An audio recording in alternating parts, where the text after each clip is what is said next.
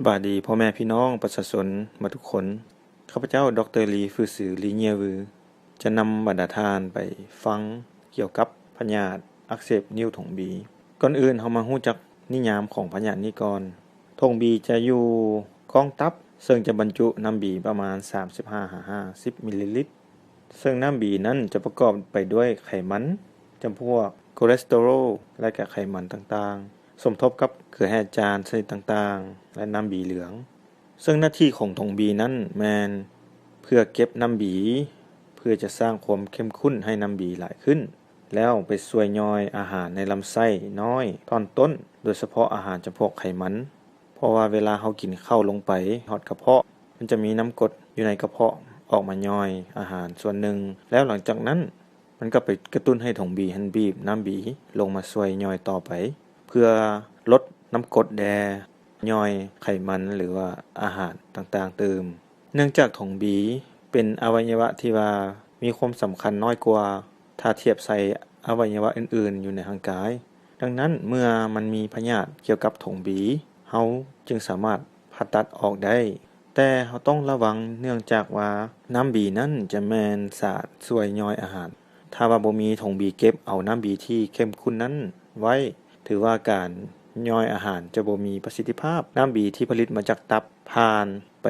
โดยกงโดยที่บ่มีเก็บไว้หรือบ่หลายฉะนั้นเวลาเฮากินอาหารไปมันจะบ่มีน้ำบีหลายมาช่วยย่อยถูกต้องตามเวลาการอักเสบของถงบีมันจะมี2ขั้นตอนคืออันที่1แม่นการอักเสบแบบกระทันหัน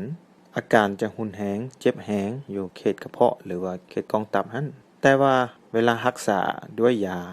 ถือว่า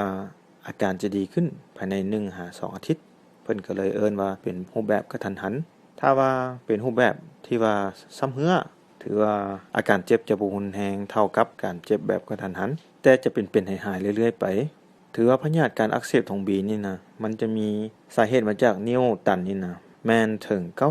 90-95% พุ่นส่วน 5-50% แม่นเกิดจากการกระทบจิกคาบหรือว่าจากเชื้อ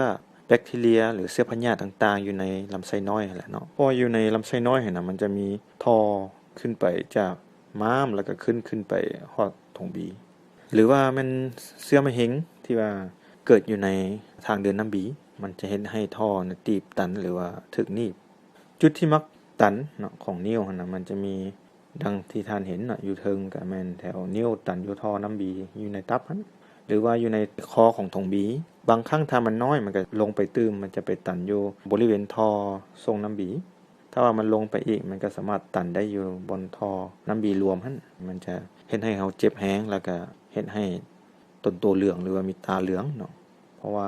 น้ำบีจะบ่ออกไปย่อยอาหารแล้วก็ออกไปทางอาจมเนาะมันจะกลับคืนไปเข้าไปหาตับแล้วก็ตับก็ส่งออกไปสู่เส้นเลือดต่างๆเฮ็ดให้ต้นโตเหลืองแล้วก็มีตาเหลืองพร้อมมันจะเฮ็ดให้มีเหยี่ยวเข้มเนาะในกรณีที่ว่ามันตันท่อบีรวมกับมันตันอยู่นะบนสายยุ้มเนาะวาเตอร์แม่นไผที่ว่ามีปัจจัยเสี่ยงสูงที่ว่าจะเป็นพยาธินี้เนาะเขาจะพบเห็นหลายในคนตุ้ยหรือมักกินเครื่องของมันต่างๆในเพศหญิงจะมีอัตราส่วน3:2ถ้าเทียบใส่เพศชายย้อนเพิ่นใช้ยาฮอร์โมนในการคุมกำเนิดหรือว่ากินยาในแม่หญิงที่บ่มีประจำเดือนแล้วเนาะซึ่งฮอร์โมนเพศหญิงนี้มันจะไปเพิ่มธาตุไขมันคอเลสเตอรอลในถุงน้ำบีนั้นให้เพิ่มขึ้นสูงหรือในคนอายุ60ปีขึ้นไปอาจจะมีไขมันสูงในเลือดอาจจะเกิดขึ้นในบางเชื้อชาติคนขาวหรือว่าคนอาซีเฮาที่ว่ากรรมพันธุ์มีไขมันอยู่ในเลือดสูงหรือว่ากรรมพันธุ์เช่นว่าพ่อแม่เป็นหรือว่าอ้ายน้องเป็นฉะนั้นเราก็มีปัจจัยเสี่ยงที่ว่าจะเป็นได้คือกันหรืออยู่นำคนที่กินยาลดไขมันเป็นประจำหรืออยู่ในกลุ่มคนที่ว่าต้องการลดน้ำหนักโดยกินอาหารจำพวกใดหนึ่งเฉพาะเท่านั้นอาหารเสริมบ่หรือว่ากินแต่พืชผักชนิดเดียวซึ่งมันจะไปเฮ็ดให้ธาตุคอเลสเตอรอลในถุงน้ำบีนั่นน่ะหลายเนาะและแน่นอนเมื่อเราอยากลดน้ำหนักเราก็ต้องมีการอดอาหารต่างๆเราบ่กินเนาะอาหารเป็นประจำเฮ็ดให้มีปัญหากระเพาะแดแล้วก็เฮ็ดให้มีปัญหาเป็นนิ่วถงบีแดเพราะว่าถงบีบ่มีการฮดฮัดบีบโตมาเป็นประจำฉะนั้นมันจึงเกิดมีการตกตะกอนอยู่ในถงบีของเกลือแร่จานหรือว่าไขมันต่างๆในคนเจ็บ ผู้ที่เป็นเบาหวานเนาะก็มีความเสี่ยงคือกันเพราะว่าในร่างกายของเราหั่นจะมีไขมันทริกลิเซอโรลเนาะเพื่อเพิ่มโอกาสในการเกิดนิ่วตืมอีกอยู่ในถุงบีหั่นน่ะเนาะตกตะกอนหรือว่าไขมันจับโตกันดีขึ้นว่าซั่นซะเนาะกลายเป็นนิ่วหรืออยู่ในบางจำพวกพยาธิเลือดที่มีการทำลายเม็ดเลือดแดงเนาะคือพวกทาลัสซีมีหรือว่าปางใหญ่อย่างต่างๆเนาะถ้าว่าเม็ดเลือดแดงมันแตกเนาะมันก็จะมีสารบิลิบินหั่นเหลือหลายแล้วก็ถูกดูดซึมไปไว้อยู่ในตับหั่นเนาะหรือว่าการเป็นพยาธินี้ซ้ำเฮือเนาะอักเสบไปเรื่อยๆเฮ็ดให้การหดหัดของทองบีลดลงเนาะแล้วก็มีการตกตะกอนหลายขึ้นหรือว่าอยู่ในกลุ่มพยาธิซ้ำเฮือที่ว่าเฮาบ่สามารถกินอาหารประจำผ่านทางปากโดยต้องอาศัยการลำเลียงส่งสารอาหารต่างๆเข้าไปในทางเส้นเลือดเส้นคนเจ็บที่ว่ามีปัญหาพวกจำพวกมะเร็งเนาะหรือว่ามีปัญหาการเกินการกินบ่ได้หรือจำพวกที่ว่ากินน้ำกรดอย่างต่างๆเนาะน้ำกรดก็ไปลวกหลอดกลืนอาหารหมดเฮ็ดให้บ่สามารถกินได้ว่าซั่นซะเนาะอาการแสดงออกที่พวกเราจะมักพบเห็นแม้จะเจ็บเขตกระเพาะหรือว่าเขตท้องที่อยู่ก้องกระดูกข้างเบื้องขวาลักษณะเจ็บก็บางเทื่อก็ออกฮ้อนหรือจุกเสียบเจ็บลึกๆเข้าไปเนาะโดยเฉพาะเวลาหายใจเข้าไข้อาจจะบ่สูงปานใดและอาการปวดหากก็มีบางครั้งหรือว่าเจ็บรุนแรงก็สามารถหากได้คือกันย้อนมันอยู่ใกล้กับบริเวณ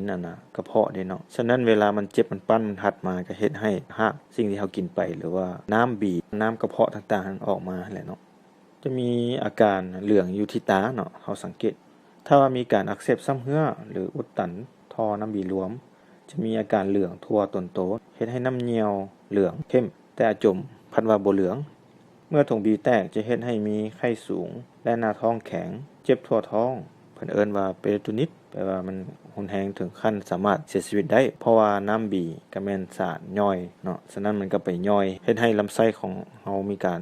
สอดหัวต่างๆสามารถซึมเชื้อเข้าไปหาเส้นเลือดตืมกลายเป็นซึมเชื้อเลือดหรือเซปติซิมีการกดเพิ่มท่านหมอเพิ่นก็จะถามอาการของคนเจ็บประวัติต่างๆผ่านมาแล้วก็สมทบใส่การกวดร่างกาย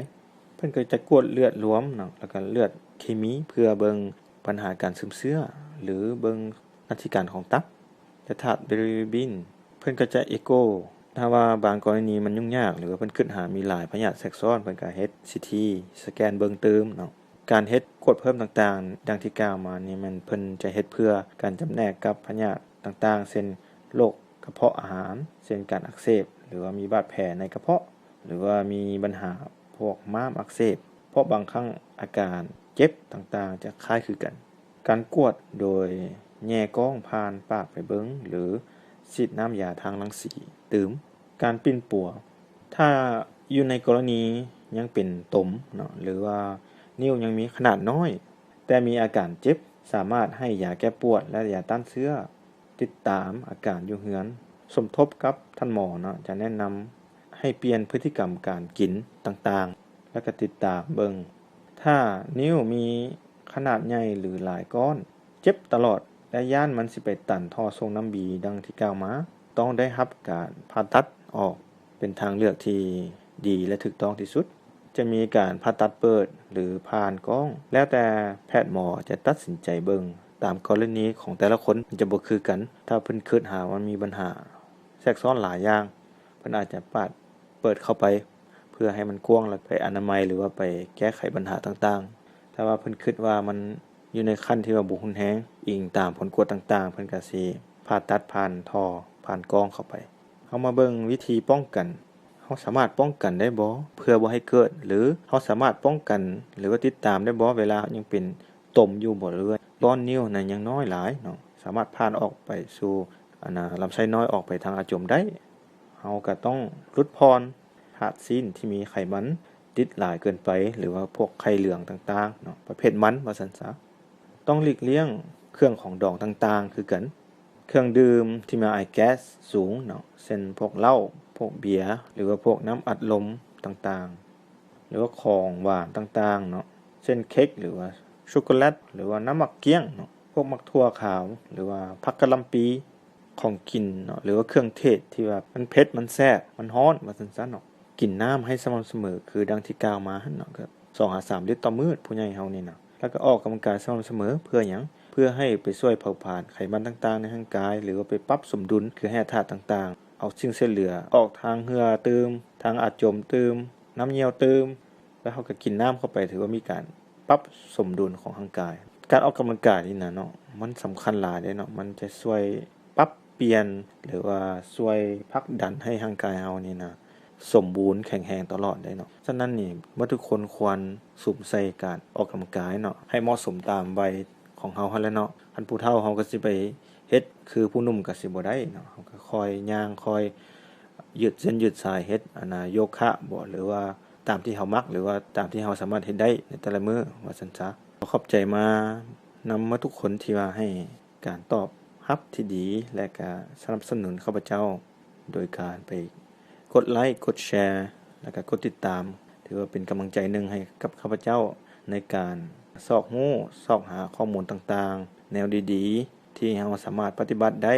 อยู่เฮือนและก็เป็นแนวทางให้เข้าใจถึงพยาธินี้เนาะเพื่อให้บ่ให้ล่าบ่ให้สวยมาปิ้นปัวให้ท่วงทันจึงบ่เกิดมีปัญหาต่างๆให้กับร่างกายตนเองและก็บ่เสียทรัพย์สินหลายแล้วพบกันใหม่สบายดี